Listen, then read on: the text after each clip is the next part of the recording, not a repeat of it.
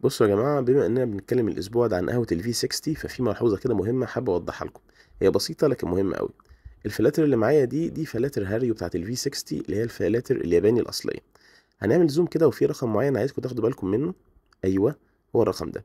هتلاقي مكتوب هنا كده العلامة بتاعت الفي 60 وفوقيها 02، وعليها مكتوب 1 to 4 cups. ده إيه؟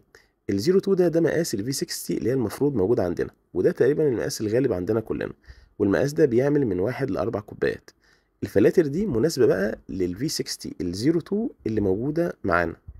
في بقى نوع تاني هوريه لكم دلوقتي، ده بيبقى مكتوب عليه من فوق 01 ومن تحت 1 to 2 كابس. ده بقى المقاس بتاع الفي 60 الزيرو 1 اللي هو المقاس الأصغر.